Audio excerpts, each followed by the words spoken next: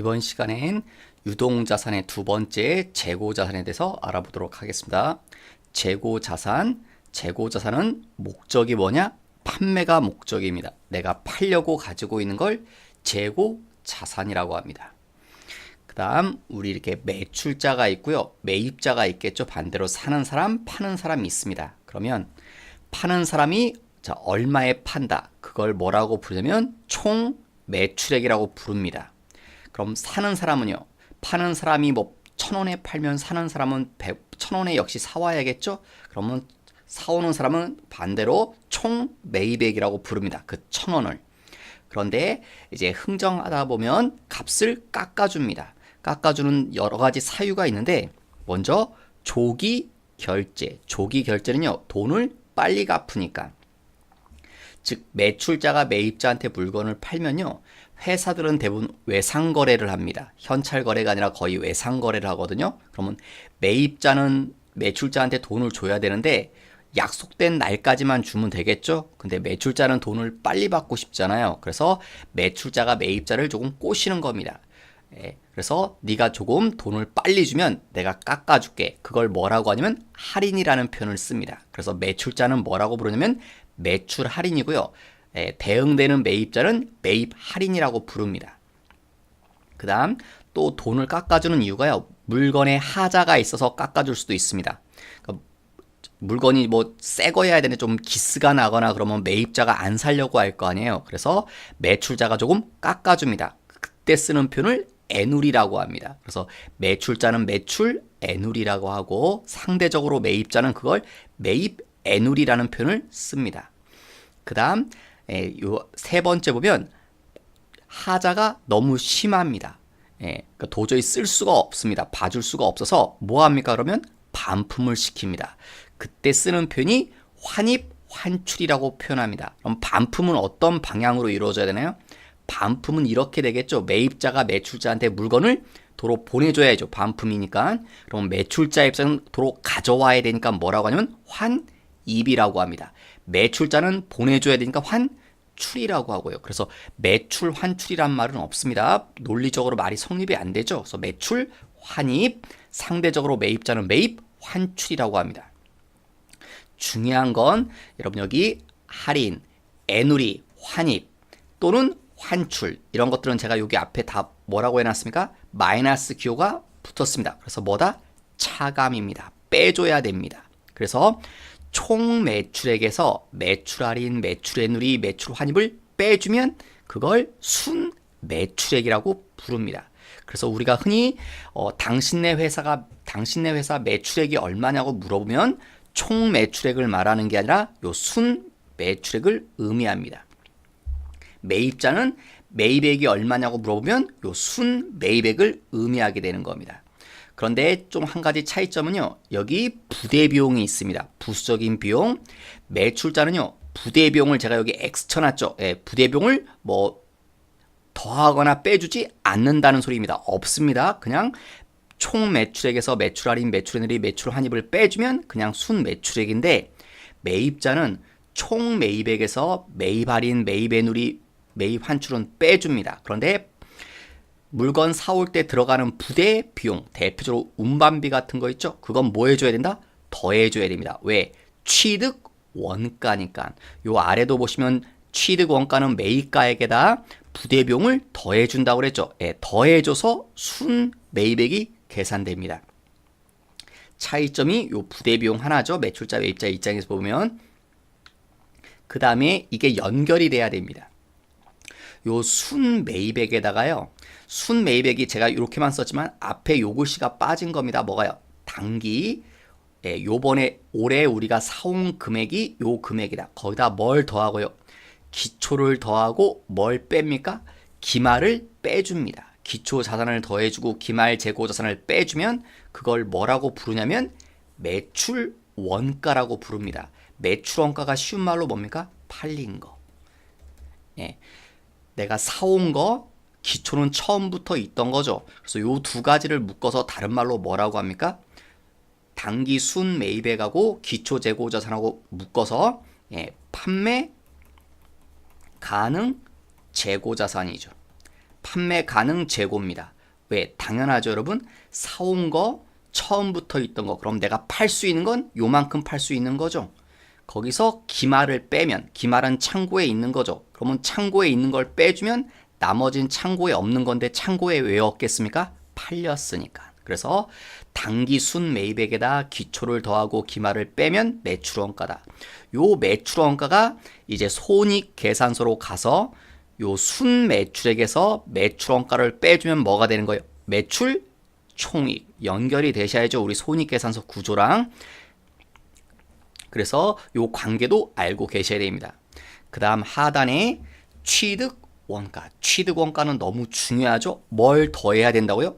예, 요 부대 비용을 더해줘야 된다. 부대 비용의 대표적인 사례, 시험에 많이 나오는 사례가 요 세 가지죠. 운반비, 취득세, 관세 같은 거. 예, 이런 건 다 더해줘서 산정하셔야 된다. 그런데 밑에 취득원가에 포함될 수 없는 것, 그러니까 이 속에 들어갈 수 없는 거, 재료비, 노무비, 기타 제조원가 중 뭐라고요? 비정상. 정상적인 건 취득원가에 포함이 되는데 비정상적인 건 쓸데없는 손실로 보는 겁니다. 그래서 취득원가에 포함이 안 되고, 두 번째, 추가 생산단계에 투입하기 전에 보관이 필요한 경우 뭐라고요? 왜? 이거 말고 나머지의 보관원가, 보관하는 데 들어간 뭐 창고비, 물류 보관할 때도 여러분 돈이 들어가거든요. 그런 건 취득원가에 산정할 때 계산이 되지 않는다는 거. 그 다음 여기는 간접이란 말이 포인트죠. 예, 관리 간접 원가도 취득원가에 들어가지 않는다. 그다음 판매 원가는 판매하는 데 들어가는 돈이니까. 왜냐하면 취득원가는 매입 과정, 사오는 때 과정에서 들어가는 돈이거든요. 그래서 판매 원가도 취득원가에 하는데 포함되지 않습니다. 그 다음 그 밑에 보시면 재고자산 포함 여부. 우리 재고자산이 내 거죠. 우리 회사 물건, 그러면 재고자산이라고 말할 수 있겠죠. 자, 매출자, 매입자, 여기 미착품, 운송 중이라는 말이 나옵니다. 이 말은 보통 언제 산정이 되냐면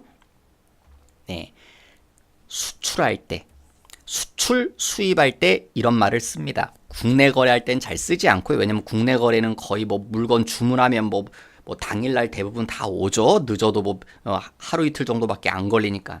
자, 여기 선적지 조건, 도착지 조건. 그러면 우리 회사는 한국에 있을 거고, 만약에 미국에서 우리가 수입을 한다고 치면요. 자, 여기 무슨 표현이 있습니까? 운송 중. 그럼 미국에 있는 회사가 무슨 입장이 됩니까? 매출자고요. 우리는 수입하니까 매입자 입장이 되겠죠. 우리 회사가.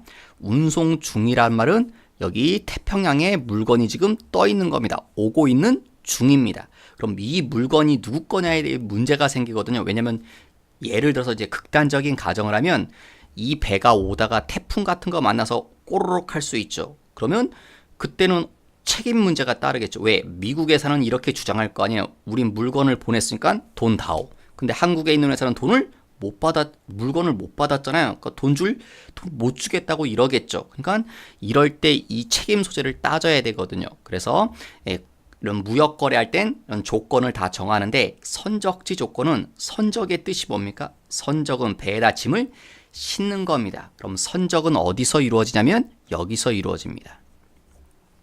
그러면 도착은 당연히 여기서 도착이 되겠죠. 선적지 조건은요, 매출자가 선적까지만 해주면 됩니다. 그럼 요 물건은 누구께 된다는 겁니까?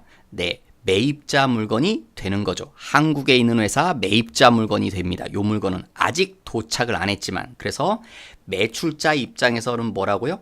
수익이다. 수익이란 말은 팔았다는 소리입니다. 매출이 성립한 거고, 그러니까 미국에 있는 회사는 선적까지만 해주면 물건 판 겁니다. 그러니까 돈 받을 권리가 생기는 거고, 이 물건은 매입자께 되니까 매입자의 재고 자산에 들어갑니다.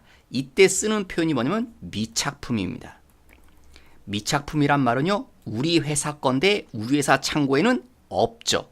도착을 안 했기 때문에. 그래서 미착이란 말이 도착 안 했다는 뜻이거든요. 그래서 우리 물건이긴 한데 도착을 안 했다 해서 잠시 쓰는 이름이 미착품입니다. 그럼 반대로 도착지 조건이라면요. 도착지 조건이라면 이 물건은 아직 도착을 안 했죠. 그럼 이 물건은 미국에 있는 이 수출자 회사 겁니다. 그래서 매출자 물건에 포함됩니다. 아직 매입자 입장에서는 이 물건이 자기네 회사 게 아니기 때문에 매입자의 재고선에 들어갈 수가 없는 거고요. 그래서 미포함이 되는 겁니다.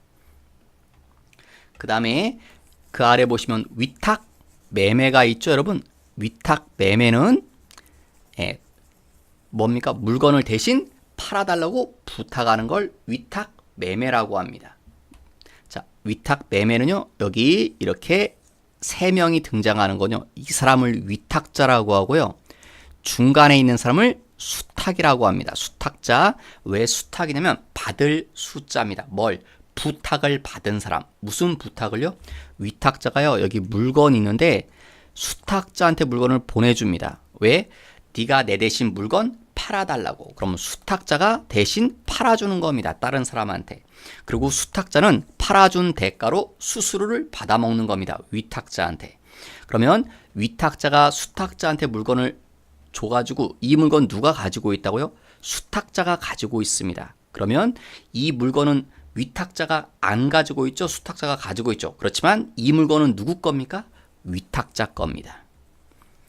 수탁자 게 아니에요. 수탁자는 가지고 있지만 남의 물건을 팔아주려고 가지고만 있는 거죠. 그리고 만약에 수탁자가 이제 내 대신 물건을 팔잖아요. 그럼 누가 판 겁니까? 위탁자가 매출한 겁니다. 수탁자는 대신 팔아주는 행동만 하는 거고요.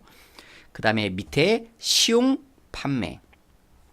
시용 판매는요, 테스트하는 겁니다. 시범적으로 사용한 다음에. 그래서 시용이란 말이 붙은 겁니다. 이건 홈쇼핑 같은데 뭐 일주일 무료 체험 그런 거 있죠? 예, 그런 형태입니다. 그래서 고객한테 얘기하는 거죠. 한번 써보고 결정하시라고. 그러면 물건을 어떻게 해야 됩니까? 보내줘야죠. 누구한테? 매입자한테 보내줘야 됩니다. 그래야 이 매입자가 사용해 볼 거 아니에요. 그 다음에 사용하는데 언제 파는 거냐면 매입자가 써본 다음에 의사표시를 하면 마음에 들어요. 살게요. 그러면 그때 매출이 성립됩니다. 그러면 그때 매입자 물건이 되는 거죠. 팔린 거니까. 그런데 지금 제가 요 밑에 의사표시를 그러니까 매입자가 써보고 있는 중입니다. 아직 사겠다는 말을 안 했습니다. 그러면 매입자가 가지고 있지만 그 물건은 누구 거다? 매출자 물건입니다. 매입자 물건이 아닙니다. 거래가 성립 안 돼 있기 때문에. 그 다음 할부 판매. 할부 판매는 다 알죠, 여러분? 물건은 줬지만 돈은 나중에 뭐 카드 써보시니까 카드 할부 생각해 보시면 되겠죠. 그러면 매출자 입장에선 돈을 다 받지 못했죠. 다 받지 못했지만 물건은 일단 넘겨줬잖아요. 그럼 매출로 본다는 소리입니다. 수익이란 말은 매출입니다. 매입자에는 돈을 다 안 갚았죠. 그렇지만 매입자 겁니다. 돈을 다 안 줬지만 그래서 매입자의 재고 자산에 들어가는 겁니다. 다음 마지막 판매 반품 조건부 판매. 반품 조건부 판매는요, 매입자한테 반품 권한을 주는 겁니다. 언제까지 반품할 수 있어요? 그런데 여기 두 가지 케이스로 나눴죠. 반품률을 추정할 수 있는 경우, 추정할 수 없는 경우. 그러면 여기 매출자가 있고요. 여기 매입자가 있으면 자, 물건을 팔았습니다. 3월 7일 날 물건을 넘겨줬어요. 이렇게 줬으면 반품률을 추정할 수 있다는 말은 이 매출자가 매입자한테 이렇게 물건을 줬으면 이래서 100개를 줬으면 우리는 이 사람은 통상적으로 10%는 반품한다. 그걸 알 수 있다면 언제가 매출이다? 3월 7일이 매출이라는 소리입니다. 그러니까 반품률을 알 수 있으면 물건 인도하는 즉시 매출로 보고 그 물건은 누구게 되는 겁니까? 매입자의 자산이 되는 겁니다. 그런데 반품률을 추정할 수 없다는 말은 이렇게 매출자가 100개 물건을 매입자한테 줬는데 이 매입자가 10%를 반품할지 하나도 반품 안 할지 아니면 전부 다 반품할지 우리가 알 수가 없다면 조건을 충족할 때까지 기다려야 됩니다. 조건 충족이라는 말은요, 대부분 반품이라고 해서 여러분 파는 사람이 매입자한테 물건을 준 다음에 반품 1년 후에 하든 10년 후에 하든 마음대로 하세요. 그럴 일은 없죠. 반품 기간을 설정해 줄 겁니다. 그러니까 뭐 3월 7일 날 물건을 주면 3월 뭐 15일까지는 결정을 해주세요. 3월 15일까지는 반품을 할 수 있습니다. 당신이 원하면. 근데 3월 15일 이후에는 반품할 수 없습니다. 그러면 3월 15일 때까지 기다리셔야 된다는 겁니다. 그래서 3월 15일이 아직 안 됐기 때문에 조건 충족 전이란 건 3월 15일이 안 됐기 때문에 매출자 물건이라는 겁니다. 매입자의 물건이 아니라. 그리고 3월 10일 날 3월 15일 날 그때 매출이 성립되는 겁니다. 조건 충족 전이라는 말의 의미는 그래서 반품률을 추정할 수 있을 때 없을 때 반품 조건 판매는 두 가지 케이스로 나눠서 생각해 보셔야 됩니다. 자, 그다음 더 중요한 거 우리 재고자산 평가 재고자산 평가를 하셔야 됩니다. 근데 평가는 언제 하냐? 결산 때 합니다. 결산 때마다 하셔야 됩니다. 근데 먼저 뭘 평가하냐면 수량을 평가해야 됩니다. 왜? 그 다음 가격을 평가하고 재고 자산은 수량도 중요하죠, 여러분. 왜냐하면 수량 관리가 안 되면 뭐 이런 뭐 그런 문제도 생길 수 있죠. 직원이 횡령하거나 뭐 그런 문제도 생길 수 있기 때문에 재고 자산은 수량 파악하는 것도 중요한 문제입니다. 자, 여기 계속 기록법이 있고요. 실지 재고 조사법, 실사법이라고 많이 하죠. 줄여서 길어서. 계속 기록법은 말 그대로 기록하는 겁니다. 뭐 예를 들어서 5월 3일 날 100개를 사왔다. 5월 7일 날 60개를 팔았다. 다 기록합니다. 실지 재고 조사법은요. 실제로 조사해 보는 겁니다. 언제요? 이렇게 날짜를 정합니다. 예를 들어서 12월 30일 날 창고 가서 쉬어보는 겁니다. 37개가 있다고 이렇게 쉬어보는 겁니다. 실제로. 이게 실지 재고 조사법입니다. 그런데 한 가지 더 있죠. 혼합법. 그래서 왜 혼합법이냐면 이 두 가지 방법을 병행합니다. 대부분의 회사들은 저 두 가지 방법을 다 씁니다. 당연히 장부에다 다 쓰고요.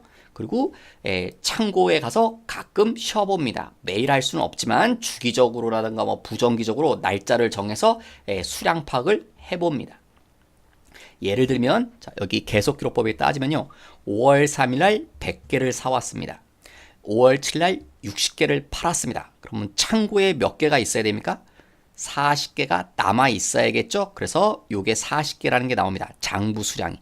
계속 기록했으니까 장부에 보면은 몇 개 남아 있어야 된다는 걸 파악이 되겠죠?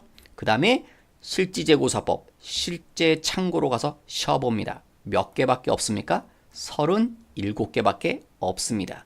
그럼 몇 개가 사라진 겁니까? 3개가. 그걸 보고 뭐라고 하냐면 감모라고 합니다. 감모는 물건이 사라진 겁니다. 그걸 감모라고 하고요. 그러면 이건 지금 제가 공식처럼 썼지만 이게 3개가 나오겠죠. 장부 수량에서 실제 수량 빼면 3개입니다. 근데 이제 금액으로 산정해야 되니까 거기다 이거는 개수로 3개고 그래서 금액으로 환산해서 가격을 곱해줍니다. 근데 무슨 가격을 곱하는데요? 원가를 곱하면 감모 금액이 나옵니다. 무슨 금액이 아니다? 시가 아닙니다, 여러분. 원가를 곱하셔서 감모 금액을 산정합니다. 그 다음 감모는요. 중요합니다. 여러분 시험에 아주 잘 나옵니다. 감모는 항상 두 가지로 나눠서 생각할 것. 뭐? 정상적인 감모, 비정상 감모. 정상적인 감모는 다른 말로 원가성이 있다라고 표현하고요. 비정상 감모는 원가성이 없다고 봅니다. 정상 감모, 원가성이 있다라고 얘기하는 건요. 이건 어쩔 수 없는 거로 본다는 겁니다. 즉, 여러분, 제가 이제 흔히 많이 예드는 게 이 연탄 배달하는 거 갖고 예를 많이 들거든요. 예를 들어서 저 이제 요즘은 보기 드물지만 예전엔 연탄집이 동네마다 다 있었습니다. 연탄을 떼가지고. 그럼 여기 이제 가정집에서 이 연탄집한테 주문합니다. 100장을. 자, 100장을 주문하면 배달해 줍니다. 이렇게 예전에 어떻게 배냐면 리어카에다 이렇게 싣고 리어카 아실 겁니다. 리어카 밖에 있고 여기다 싣고 배달을 해주는데 연탄집에서 여기다 이제 연탄을 막 싣고 가는데 딱 100장 실어서 가지 않고요. 조금 여유 있게 실어 갑니다. 한 105장 정도 보통 싣고 갑니다. 이렇게 혹시나 몰라서. 그러면 왜 그러냐면 연탄이 되게 약해가지고요. 운반하다 보면 파손될 확률이 있습니다. 그래서 한 장을 운반 중에 깨먹었습니다. 그럼 우리 집에 몇 장을 놔줘야 됩니까? 99장을 줘야 되나요? 우리는 100장을 주문했잖아요. 그러니까 우리 집에 100장은 그래도 놔줘야 됩니다. 그럼 연탄집 입장에서 보십시오. 연탄집 입장에서는 몇 장이 사라져야 됩니까? 100장을 팔아야 되니까 100장은 우리 집한테 줘야 되죠. 근데 제가 금방 하나가 뭐 됐다고 했어요? 운반 중에 파손된다고 그랬죠. 그러면 몇 장이 사라진 겁니까? 101장이 없어진 겁니다. 몇 장을 팔기 위해서요? 100장을 팔기 위해서. 요 팔린 거죠, 100장은? 그럼 이걸 뭐라고 합니까? 팔린 걸 매출 원가라고 부릅니다. 팔린 걸 연탄집 입장에서. 그러면 이 한 장은요, 어쩔 수 없는 희생으로 본다는 거예요. 왜? 사람이니까 운반하다 보면 깨먹을 수 있잖아요. 그래서 이 100장을 팔기 위해서 한 장 정도 희생하는 건 어쩔 수 없이 감내해야 되니까 이 한 장도 마치 뭐 한 것처럼 팔린 것처럼 보겠다는 겁니다. 그게 정상적이란 말의 의미입니다. 비정상적이란 말의 뜻은요, 이럴 수 있죠. 최악의 100장을 주문했는데 리아카를 이렇게 운반하다가요, 리아카를 엎어먹었어요. 그래서 이번엔 50장이 깨졌어요. 그래도 우리 집엔 100장을 놔줘야 되죠. 그럼 연탄 가게 입장에선 150장이 없어져야 됩니다. 100장은 뭐해서요? 팔려서. 그러니까 이건 매출 원가인데 연탄 가게 사장님 입장에서 보십시오.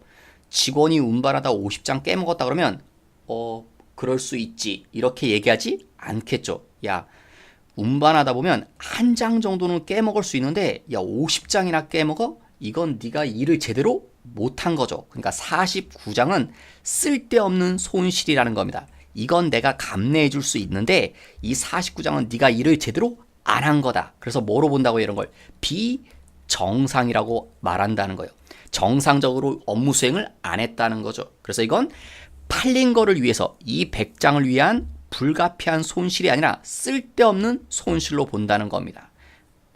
그래서 정상 감모는 결론이 보다 매출 원가로 처리한다. 팔린 것처럼 비정상은요, 쓸데없는 손실이다. 영업의 비용으로 처리합니다. 이게 이론시험 결론입니다. 아주 잘 나옵니다.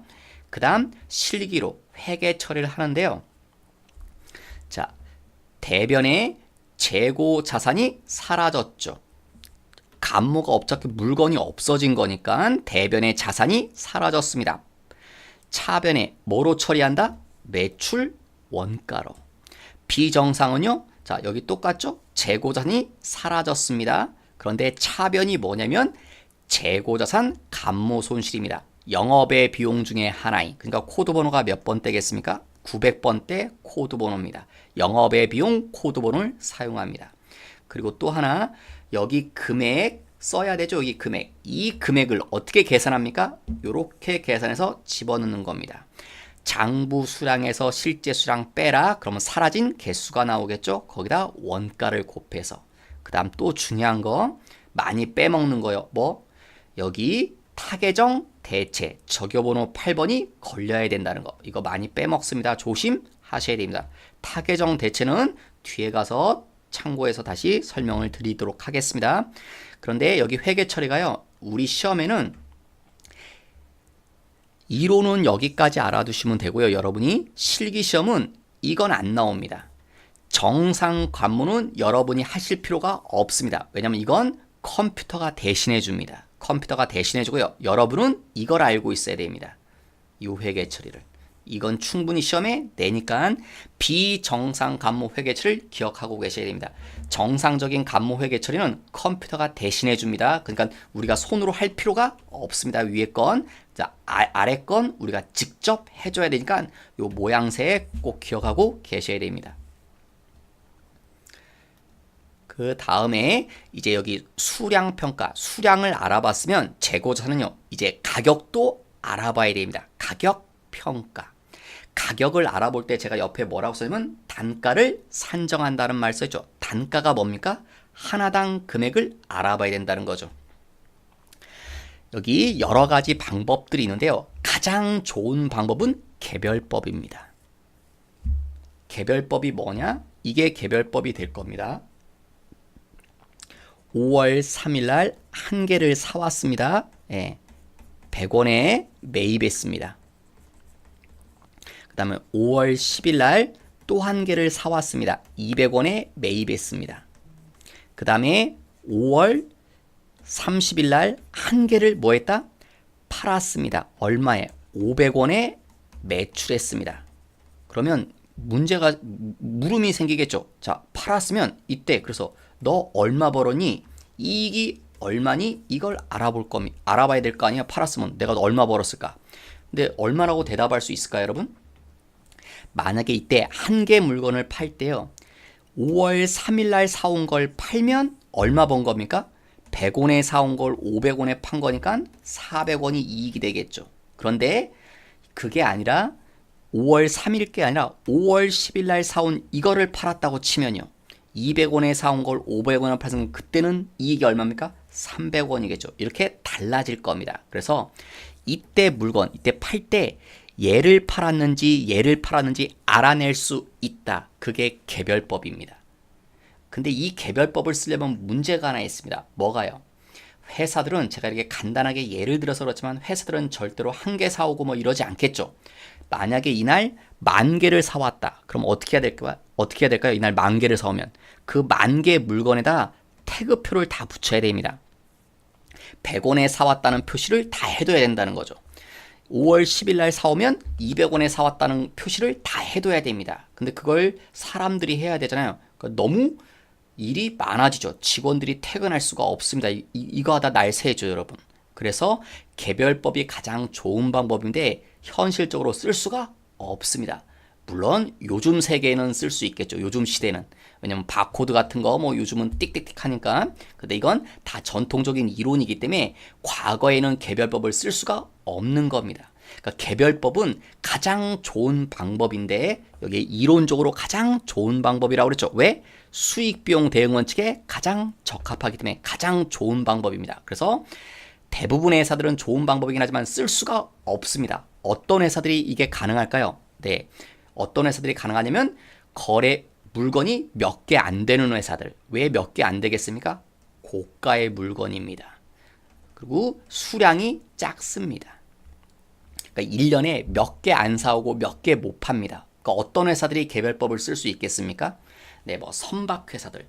왜냐면 배 1년에 몇 척 못 만듭니다.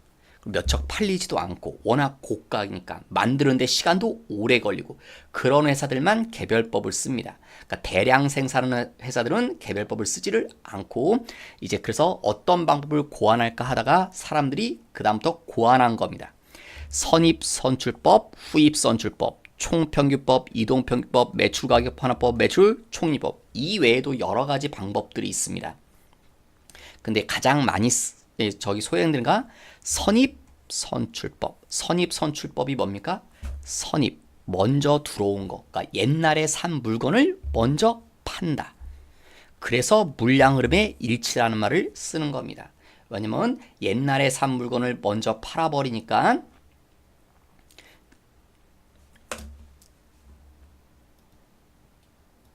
후입선출법은 나중에 최근에 사온 걸 먼저 팝니다. 그래서 단점이 뭐냐면 이 청산 이익 문제가 있습니다. 그 다음 후입선출법 또 하나는요. 여기 수익비용 대응 원칙에 적합하다고 써 있는데 지금 수익비용 대응 원칙에 가장 부합하는 방법은 개별법인데 후입선출법의 수익비용 대응 원칙에 적합하다는 말은 선입선출법에 비교했을 때 그렇습니다. 선입선출법보다는 후입선출법을 썼을 때 수익비용 대응 원칙에 적합한 겁니다. 자, 특히 시험에서는 이 선입선출법과 후입선출법 비교 문제로 많이 나와서 이걸 잠시 설명을 드리겠습니다. 여기 써 있는 말 가지고.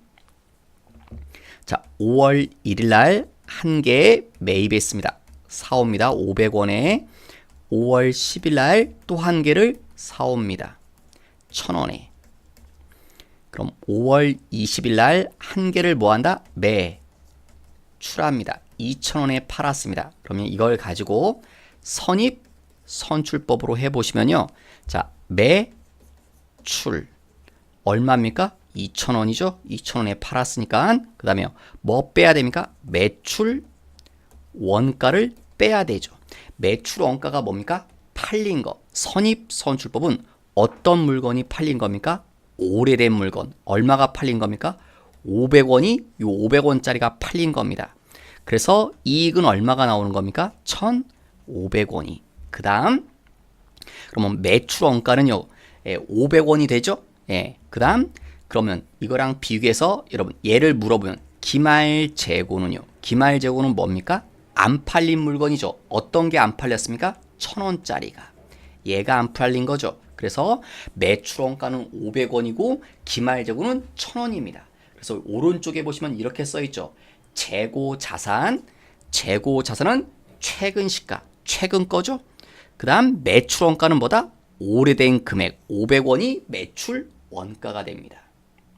그 다음 선입선출법이 물량 흐름의 일치라는 말은요. 여러분들이 만약에 사업한다면 어떤 물건을 자꾸 팔려고 애를 쓸까요, 여러분? 네, 오래된 물건을 팔려고 애쓰죠. 똑같은 물건이라도. 예, 그래서 오래 물량 흐름에 일치한다는 말이 그 말이고 후입선출법으로 해보시면 비교해보시면 매출 얼마에 팔렸습니까? 2,000원에. 그 다음 매출 원가 팔린 거. 매출 원가는 얼마입니까? 후입선출법은 최근에 사온 거죠. 1,000원짜리가 팔린 겁니다. 그래서 이익은 1,000원일 거고요. 그 다음 여기서도 기말 재고는 뭐라고요? 안 팔린 거. 그게 재고잖아요. 누가 안 팔렸습니까? 500원이. 그래서 매출 원가는 어떤 금액이다? 최근의 금액 시가가 매출 원가가 되고 기말 재고는 오래된 물건이 기말 재고가 됩니다. 오래된 금액으로 남습니다.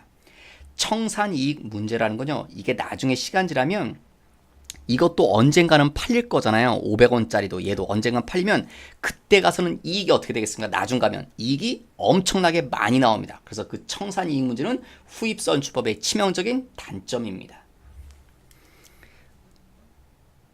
그래서 선입선출법과 후입선출법 비교해서 잘 나오니까 봐두시고요. 그 다음에 평균법이요. 두 가지가 있는데 총평균법하고 하나는 이동평균법이 있습니다.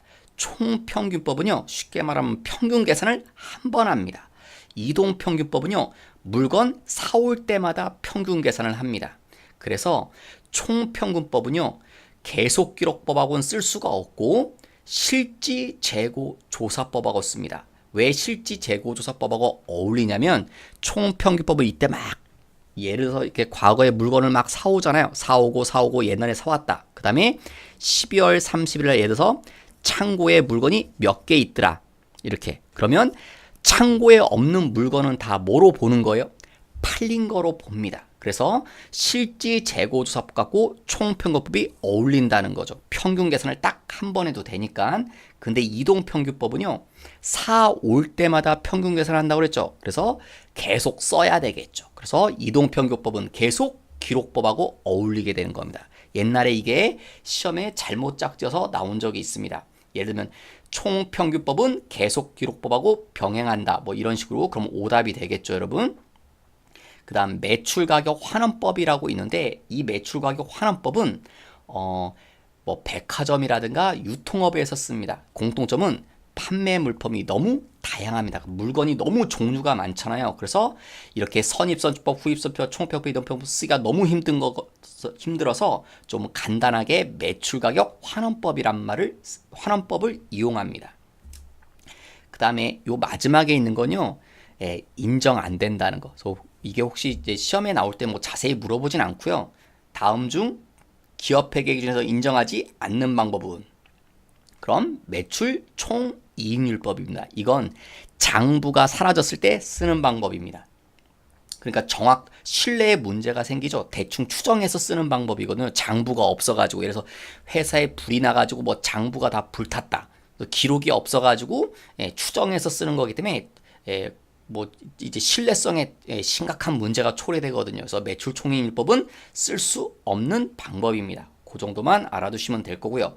또 그 밑에 보시면 자 여기 물가 상승 시 물가가 오를 때 그 다음 물가 하락 시 물가가 떨어질 때 대부분 이렇게 나오지만 물가가 오를 때로 나옵니다. 대부분은 자 먼저 기말 재고 자산의 크기 선입선출법 이동 총평균법 후입선출법 순서라는 거 자음 순서입니다. 시옷 이응 치읓 히읗 자음 순서죠. 그 다음 매출원가의 크기는 부등호가 다 반대죠. 왜 반대가 돼야 됩니까? 기말 재고는 안 팔린 거, 매출 원가는 팔린 거. 안 팔린 것과 팔린 거는 반대 관계가 성립되잖아요. 그러니까 부등호가 다 뒤집어지는 겁니다. 그 다음 마지막 이익의 크기. 여러분 이거 기억나시나요? 자산과 이익과 자본은 방향이 똑같다고. 그래서 단기 순이익의 크기는 얘랑 똑같습니다. 방향이. 자산의 크기랑 순서가 똑같이 되는 거죠. 그러면 물가 하락은요. 물가 상승하고 물가 하락은 반대니까 왼쪽하고 다 부등호가 반대 관계가 성립되는 겁니다. 그 다음 우리 이런 말도 성립할 수 있겠네요. 자, 여기 후입선출법이 이익이 적게 나오죠. 그래서 뭐라고 표현합니까? 보수주의적인 방법입니다. 이익이 적게 나오죠. 선입선출법에 비해서 선입선출법하고 비교하면 후입선출법은 이익이 적게 나와서 후입선출법을 쓰면 보수주의적인 방법이라고 합니다. 그 다음 페이지 보시면 이제 하나당 금액을 산정했죠. 단가. 그걸 가지고 가격을 이제 평가하는데 그때 쓰는 용어를 뭐라고 하냐? 저가법이라고 합니다. 저가법. 저가법은 이런 케이스일 때 사용합니다. 안에 박스에 막 보이죠. 그 다음에 여기 안에 보시면 뭐 진부화라는 표현이 보이시죠. 진부화는 유행이 지난 걸 얘기하는 겁니다. 유행이 지나니까 물건 가격이 어떻게 되겠습니까, 여러분? 떨어지겠죠. 유행이 지난 물건들은 뭐 재고떨이 한다고 막 그러잖아요. 그 가치가 떨어지겠죠. 자, 저가법이 뭐냐? 저가법은요. 이걸 비교해서 뭐요? 취득 원가하고 뭐랑 비교합니까? 기말 시가랑 비교해서 둘 중 낮은 금액으로 표현한 겁니다. 둘 중 낮은 금액으로. 그러면 여기 취득 원가랑 기말 시가랑 위에 거는 비교했더니 누가 더 적습니까? 기말 시가가 적죠. 그러니까 가격이 떨어진 거죠. 쉽게 말하면 취득 원가가 뭡니까? 옛날에 내가 1,000원에 사왔는데 이게 800원짜리가 됐다. 이 말인 거죠. 취득 원가, 기말 시가. 그럼 얼마가 떨어진 겁니까? 200원이. 그래서 이 200원을 뭐라고 부른다고요? 재고자산 평가 손실이라고 부릅니다. 그런데 이 아래 케이스는요. 이런 케이스죠. 1,000원에 사왔는데 기말의 시가가 1,500원이 된 거예요.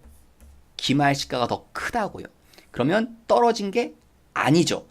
그러면 떨어진 게 아니라 얼마입니까? 올랐죠. 얼마가 올랐습니까? 500원이 올랐습니다. 그럼 뭐라고 할까요? 재고자산 평가익. 위에랑 반대 관계니까. 그런데 제가 여기다 선을 그어놨죠. 재고자산 평가익이란 건 존재하지 않습니다. 그러니까 이렇게 오른 건 무시합니다. 왜 무시하냐? 저가법이기 때문에. 저가법이 뭐라고요? 취득가액과 기말시가 둘이 비교해서 무슨 금액? 낮은 금액으로. 낮은 금액이 얼마입니까? 1,000원. 그래서 1,000원으로 기록하는 겁니다. 계속. 그러면 1,000원에 사온 걸 1,000원에 기록하니까 떨어진 게 없죠. 그러니까 이 500원 오른 걸 무시해버리는 겁니다. 그러니까 오른 건 무시하고 떨어진 것만 인식합니다. 그게 저가법입니다. 자, 밑에 사례 보시면 똑같다고 썼지만 첫 번째는 1,000원에 사왔는데 얼마짜리가 됐습니까? 1,200원이. 제가 여기 쓴 건 당초 장부가액이라고 그랬죠. 당초는 처음에. 여러분 당초 장부가액은 당연히 뭐로 기록됩니까? 얘로 기록되죠. 왜? 내가 1,000원에 샀으니까 장부에 처음에 얼마로 기록합니까? 1,000원으로 기록하겠죠. 그런데 기말 시가가 1,200원이 돼버리면 저가법이다. 저가법이 뭐라고요? 취득가액과 기말 시가 비교해서 낮은 금액. 낮은 금액이 얼마입니까? 1,000원이죠. 1,000원으로 장부에 써놓는 겁니다. 그러면 처음에도 1,000원이었고 지금도 1,000원이니까 변한 게 없죠? 평가 손실 없습니다. 회계 처리 그래서 안 합니다. 그러니까 오른 건 무시한다고요. 오른 건 무시합니다. 그 다음에 두 번째 케이스는 더 쉽죠. 왜? 1,000원에 사왔는데 지금도 1,000원이래요. 그럼 이건 뭐 물어볼 것도 없죠. 더 쉽게 다가오니까. 그러니까 이건 아무것도 없는 거죠. 가격 변화가 아예 없으니까. 세 번째, 1,000원에 사왔는데 900원짜리가 됐습니다. 그러면 처음에는 장부에 얼마로 기록합니까? 1,000원으로. 그런데 저가법이 뭐라고요? 둘 중 낮은 금액. 둘이 낮은 금액이 900원이잖아요. 그러니까 900원으로 기록을 바꿔줘야 됩니다. 그러니까 얼마를 떨어뜨려야 됩니까? 100원을 떨어뜨려야 됩니다. 그래서 이 100원을 뭐라고 그래요? 평가 손실이 됩니다. 자, 오른쪽에 회계 처리. 차변의 재고산 평가 손실 100원, 대변의 재고산 평가 충당금 100원. 그런데 여러분한테 뭐 회계 처리가 중요한 게 아니고 성격이 중요합니다, 여러분. 차변의 재고산 평가 손실은요, 성격이 뭐다? 매출원가에 가산합니다. 매출원가로 처리됩니다. 또 재고자산 평가 충당금은 성격이 뭐래요? 재고자산에서 빼줍니다. 자산에서 빼주는 역할을 담당합니다. 그래서 여러분 만약에 재고자산 평가 손실은 어떻게 회계 처리한다? 매출 원가로 처리한다. 정답. 재고자산에서 차감한다. 정답입니다. 그런데 이러면 오답입니다. 재고자산 평가 손실은 영업의 비용으로 처리한다. 그러면 오답입니다. 매출 원가로 처리하거나 재고자산에서 빼주든가. 그렇게 두 가지 방법 중에 둘 중에 하나로 표현하면 맞는 말입니다. 그래서 제가 여기 밑에 쓴 건 오하라고 그랬죠. 그래서 어떤 사람은요, 이렇게 회계 처리하는 사람도 있는데 성격이 이거라며 그래서 그냥 직접 이렇게 회계 처리하는 사람도 있습니다. 요 성격대로. 같은 말입니다, 여러분. 그 다음 밑에 보시면 이 재고자산을 평가할 때요. 자, 여기 항목별 기준이란 말이 있고 조별 기준, 총계 기준이란 말이 있는데 총계 기준은 제가 선을 그었죠? 안 된다는 소리입니다. 그래서 여러분 이게 시험에 나올 땐 총계 기준을 적용할 순 없습니다. 항목별 기준 됩니다. 조별 기준 되는데 총계 기준은 안 됩니다. 그래서 제가 이게 시험에 나오는 건 아니고요. 그냥 예를 든 겁니다. 항목별 기준은요, 말 그대로 항목별로 다 따지는 겁니다. 항목별로. 자, 남자 신발 2만 원에 사왔는데 2만 5천 원이 됐다. 그러면 올랐죠. 오른 건 무시한다며요. 그러니까 평가 손실 없습니다. 여자 신발 3만 원에 사왔는데 2만 7천 원입니다. 떨어졌죠? 그러니까 평가 손실 3천 원. 이렇게 각 항목별로 따집니다. 그랬더니 총 평가 손실은 6천 원 나왔습니다.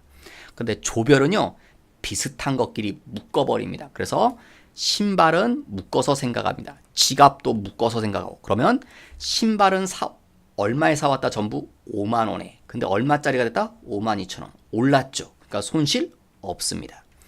지갑은요, 4만 원에 사왔는데 3만 7천 원. 손실 얼마 생깁니까? 3천 원 떨어졌죠. 그래서 전체 손실도 3천 원이죠. 총계 기준은 뭐겠습니까? 전부 다 합쳐서 따집니다. 모든 품목을 다 합쳐서 전부 사올 때 9만 원, 전부 다 얼마짜리가 됐다? 8만 9천 원. 그래서 1천 원이 평가 손실입니다. 무슨 기준을 쓰느냐에 따라서 평가 손실 금액이 다르게 나옵니다. 근데 이거는 가능하고 이것도 되는데 얘는 안 됩니다. 총계 기준은 쓸 수 없다고 그랬으니까. 그러니까 여러분 시험에 총계 기준이 안 된다는 걸 그걸 기억하셔야 됩니다.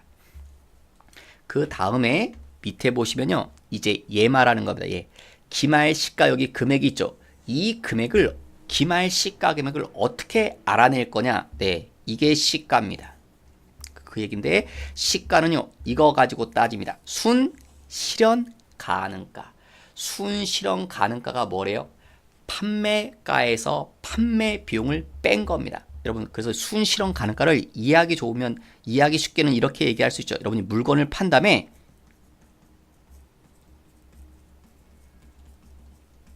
이게 순 실현 가능가입니다. 손에 쥘 수 있는 금액. 내가 어떤 물건을 팔아서 내 손에 실제로 들어오는 돈이 순 실현 가능가입니다. 내가 1,000원에 팔았는데 수수료로 100원을 줘야 돼요. 그러면 내 손에는 얼마가 들어옵니까? 900원밖에 안 들어오겠죠. 그게 순 실현 가능가입니다. 현행 대체 원가는요, 용어가 좀 어렵지, 잘 좀 낯선 단어일지 모르지만 현행 대체 원가는요, 지금 사온다면 얼마냐 그겁니다. 그래서 여기 결론은 뭐냐면 시가는요, 순 실현 가능가가 시가입니다. 여기 다 얘네들이 동그라미 쳐놨죠. 순 실현 가능가를 시가로 계산합니다. 그런데 원재료만큼은 아니라는 거예요. 원재료는 누구를 시가로 본다? 현행 대체 원가가 시가가 됩니다. 왜 그러냐면 여러분, 얘네들이 뭡니까? 특성이 재고 자산 계정 과목들이죠. 재고 자산이 뭐라고요, 여러분? 이게 목적이라면 결국은 팔려고. 예, 판매가 목적인 게 재고 자산입니다. 그러면 왜 수은실현 가능가가 시가로 하냐면 판매니까. 수은실현 가능가가 뭐라고요? 팔았을 때 내 손에 쥘 수 있는 금액. 그래서 판매에 초점을 맞춘 거죠. 이건 판매. 순실현 가능가는 판매에다 초점을 맞춘 거죠. 팔아서 손에 쥘 수 있는 돈. 그게 순실현 가능가니까 시가의 의미에 적합하죠. 그런데 원재료는 좀 다르죠. 왜냐면 원재료는 물론 원재료 왜 사옵니까? 네, 팔려고. 근데 원재료 상태로 팔 수는 없습니다. 원재료를 이용해서 물건을 만들어서 팔지. 그래서 원재료는요. 파는 것보단 사오는데 더 초점을 맞춘 겁니다. 그래서 현행 대체원가 이건 매입에 초점을 맞춘 가격이거든요. 사오는 금액. 원재료는 사오는 게 중요하잖아요. 사와서 만들어서 파는 거니까 원재료는 원재료 자체를 팔 수 없기 때문에 원재료는 판매에다 초점을 안 맞추고 매입, 사는 금액에다 초점을 맞춘 겁니다. 그래서 현행 대체원가가 시가입니다. 그래서 시험에 이 부분은 어떻게 낼 거냐면 당연히 뭐 가지고 내겠습니까? 뻔히 얘를 냅니다. 어떻게 내겠습니까? 뭐 이런 식으로 내겠죠. 원재료, 제품, 상품, 제공품은 순실현가액을 시가로 한다. 그럼 오답입니다. 왜? 원재료는 빠진다고요. 제공품, 제품, 상품은 시가가 순실현 가능가지만 원재료만큼은 순실현 가능가가 시가가 아니라는 거. 여러분 요 용어가 조금 낯서면 하여튼 원재료는 순실현 가능가액이 시가가 아니라는 걸 그걸 기억해 두십시오. 그 다음 페이지 보시면 이제 가격 재상승 시 뭐라고 했습니까? 환입. 네, 가격이 떨어진 걸 보고 뭐라고요? 평가 손실. 자, 잠깐 보면 5월 10일 날 상품을 얼마에 사왔대요? 10만 원에. 그럼 오른쪽에 회계처리 뭐 이런 식으로 되겠죠? 근데 회계처리 별로 어렵지 않죠? 처음에 사올 때는. 그런데 결산 때 뭘 해야 됩니까? 평가. 얼마짜리가 됐대요? 9만 원. 그럼 가격이 떨어졌죠. 그럼 뭐 합니까? 평가 손실. 얼마요? 만 원. 그래서 회계처리 차변의 재고산 평가 손실 만 원, 대변의 재고산 평가 충당금 만 원. 성격은요? 얘는 매출원가에 가산하고 얘는 재고산에서 차감한다고 그랬죠. 그 다음 시간이 흘러서 다음 연도에 역시 무슨 날짜? 결산. 결산 때 또 가격을 알아봤더니 이제는 얼마 됩니까? 12만 원짜리가 됐습니다. 그러면 가격이 뭐 한 겁니까, 여러분? 다시 올랐다고요. 재상승했다고요. 그럼 얼마가 오른 겁니까? 3만 원이 오른 거죠. 예. 그런데 뭐라고요? 한도가 있다는 거. 최초의 장부가액이 한도라는 거. 그래서 오른쪽에 회계처리 보시면 회계처리는 이렇게 됩니다. 거꾸로. 얘네들의 거꾸로죠. 거꾸로. 예, 보면 똑같죠, 여러분? 떨어졌을 때 이렇게 회계처리 했으니까 다시 오르면 원상복구 시키니까 얘가 이쪽에 오고 얘가 이쪽에 가는 겁니다. 근데 얘가 이쪽에 갈 때 오른 걸 보고 뭐라면 환입이라는 표현을 붙인 겁니다. 성격은 다 반대죠, 여러분? 예. 반대가 돼야겠죠, 여러분? 성격은 다시 원상 회복이니까. 그런데 중요한 건 여기 금액 얘기하는 겁니다. 얼마가 아니라고요? 3만 원이 아니라 3만 원 올랐지만 얼마로 했습니까? 만 원. 왜 만 원으로 했다? 한도가 있어서. 한도가 얼마래요? 최초의 장부가. 자, 가격 변화를 잠깐 보시면 10만 원. 떨어졌죠? 얼마? 그 다음에 9만 원. 그 다음 다시 올랐죠? 12만 원. 그럼 이게 지금 다시 이게 환입이잖아요. 재상승이. 이게 환입이죠. 재상승이. 그런데 최초의 장부가. 여러분 최초의 장부가는 얼마입니까? 얘가 최초의 장부가죠. 10만 원이. 왜? 처음에 10만 원에 샀으면 10만 원으로 장부에 기록할 거잖아요. 처음에. 그러니까 최초의 장부가는 10만 원이면 가격이 다시 오를 때요. 가격이 다시 오를 때 이걸 뚫고 올라갈 수가 없다는 겁니다. 그러니까 여기까지만 끌어올려야 됩니다. 그래서 얼마만 끌어올립니까? 그러면 만 원만 끌어올려야 된다는 겁니다. 그래서 한도가 있다는 거예요. 왜 만 원만 끌어올립니까? 3만 원을 끌어올리지 않고 저가법의 원칙에 따라야 되니까. 저가법이 뭡니까? 저가법 취득가하고 누구랑 비교합니까? 기말 시가랑 비교해서. 자, 이때 따져보십시오, 여러분. 취득가 얼마입니까? 산 금액은 10만 원이죠, 처음에. 기말시가 얼마입니까? 12만 원입니다. 저가보험 둘 중 낮은 금액. 그럼 얼마로 표현해야 됩니까? 10만 원으로 표현해야 되죠. 근데 작년에 얼마로 표현했나요? 9만 원. 근데 3만 원을 끌어올리게 되면 12만 원으로 표현되잖아요. 10만 원으로 표현해야 되니까 만 원만 끌어올려야 되죠. 저가법에 충실하려고 하다 보니까 한도가 자연스럽게 나오는 겁니다. 그래서 여러분 시험에 뭐 제가 이렇게 써놓은 거고 이걸 다 하라고 내는 게 아니라 보통 말로 내는데 요걸 이제 이게 있다는 거 기억하시면 됩니다. 뭐 환입할 때는 뭐가 있다? 한도가 있다는 거. 오답으로 낼 때는 이렇게 낼 겁니다. 환입할 때 재고산 평가 손실을 환입할 때 전액 환입한다. 전액 환입한다. 그럼 오답입니다. 환입할 땐 한도가 있다는 거. 최초의 장부가가 한도라는 거. 한도가 있다는 거 정도라도 기억해 두셔야 됩니다. 그 다음 밑에 타개정 대체. 위에 타개정 대체 얘기 있었죠, 여러분? 그 타개정 대체 얘기 드리려고. 자, 재고 자산이 있습니다. 왜 재고 자산이라고요? 재고 자산은 팔려고 하는 겁니다. 궁극적으로 팔아먹으려고. 그런데 그래서 재고자산은 팔아서 없어져야 되는 겁니다. 그런데 팔리지 않고 사라지는 겁니다. 없어지는 거. 팔리지 않고. 안 팔았는데 물건이 사라진다. 그런 게 뭐 같은 게 있겠습니까, 여러분? 사례 써놨죠. 불나거나 불타서 없어지거나 안 팔았는데 없어졌죠. 도난. 직원의 횡령. 자가소비. 자가소비는요. 우리 회사가 그냥 써버리는 겁니다. 남한테 돈 받고 팔아야 되는데 그냥 써버리는 거. 그 다음 기부. 사업상 증여. 사업상 증여는 혹시 부가세 간주 공급할 때 여러분들 거래처한테 물건 주는 겁니다. 돈 안 받고. 원래 거래처한테는 물건 돈 받고 물건을 주는 거잖아요. 파는 건데 그냥 주는 겁니다. 선물로. 그러니까 얘네들은 다 뭐가 없는 겁니까?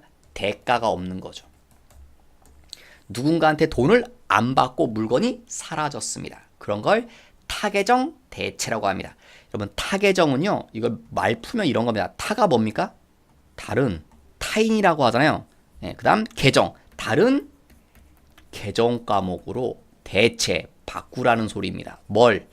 재고 자산이란 개정 과목을 다른 개정 과목으로 바꿔놔라. 그게 타개정 대체의 의미입니다. 여러분은 실기할 때 이렇게 생각하시면 됩니다. 어떻게? 대변 쪽에.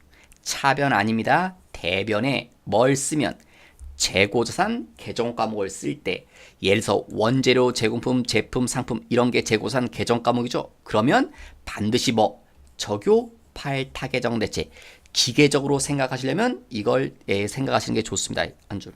대변에 이런 이름을 쓰면 적요번호 8번 타개정 대체 쓴다는 거. 자, 여러분이 실기로 할 때는 일반 전표 입력할 때 여러분 회계 1급은 얘만 냅니다. 회계 1급은. 근데 여러분은 세무 2급이라서 메인 매출 전표에 입력할 때도 나올 수 있습니다. 자, 일반 전표에 입력한다면 그래서 원재료. 원재료가 사라졌습니다. 대변에 썼죠. 원재료를. 그래서 적요 8번. 그 다음 차변에 뭐다? 기부금. 예를 들어서 기부했다면 뭐 다른 이름도 될 수 있겠죠. 이런 거. 그 다음 제가 안 쓰는데 여러분 여기 금액은 반드시 뭐로만 쓴다? 원가로 씁니다. 시험의 일부로 얘도 줄 겁니다. 무슨 금액도? 시가도. 그럼 시가는 속임수 자료입니다. 물건이 사라질 땐 원가대로 사라집니다. 그러니까 원가 금액을 쓰는 거지 시가가 아니라는 거. 그 다음 매입 매출 전표에 입력할 때는요. 주로 여러분 부가세법상 간주 공급에 해당되는 사례인데 메인 매출 전표 입력할 때 유형 자리 프로그램상 유형 14번 건별로 합니다. 왜? 세금 계산서나 그런 증빙들이 없기 때문에. 그 다음 공급가액에 써야 되는데 시가 금액 씁니다. 왜? 부가세는 시가 기준이기 때문에. 그 다음 맨 끝에 분계용은 혼합입니다. 왜? 돈을 안 받거든요. 현금이나 외상 이런 게 될 수 없죠. 제가 돈 안 받는 거라고 그러잖아요. 타개정 대체는. 그 다음 밑에 분계가 나오는데요. 대변은 이 첫째 줄은 손댈 필요 없습니다. 근데 두 번째 줄부터는 손대야 됩니다. 두 번째 줄, 세 번째 줄은 여러분이 직접 이걸 손대서 알아둬야 됩니다. 두 번째, 여기 개정 과목이 뭐다? 재고 자산으로 바꿔줘야 됩니다. 여러분이. 왜? 물건이 사라졌다. 그 다음 뭐 빼먹지 마라? 적요 빼먹지 말라는 거. 그 다음 얘도 손대야 됩니다. 이 숫자를 뭐로 변경해줘야 돼요? 원가로. 그 다음 차변은 이제 적당한 사유 계정가. 그건 뭐 시험 문제에 나오겠죠. 뭐 어떤 사례였다고 하는 거, 뭐 지금처럼 기부라든가 뭐 어떤 사례를 줄 겁니다. 보통 여러분은 접대비가 많이 나올 겁니다. 접대비가. 그리고 이 금액. 요 두 개 합친 금액이 있죠. 그래야 대차가 맞으니까 대변과 차변이 맞아야 되니까 메인 매출 점포 입력할 땐 이런 패턴이 될 겁니다. 다음 시간에 실기할 때 알아보도록 하겠습니다. 다시 직접 해볼 겁니다, 여러분. 패턴 대충 기억하시는데 제일 중요한 거 이거 기억해 두셔야 된다는 거. 약간 좀 형식적으로 기계적으로 기억하시려면 대변에 재고자산 계정 과목을 쓸 땐 적요번호 8번 타계정 대체 꼭 기억해 두셔야 된다는 거. 저거 많이 빼먹습니다, 여러분. 깜빡하면 빼먹기 때문에 좀 유념해 두셔야 됩니다. 네. 그래서 재고자산에 대한 이론 강의는 여기서 마치고 다음 시간에 이 내용 가지고 연습 문제도 풀고 회계 처리 연습도 해보도록 하겠습니다. 수고 많으셨습니다.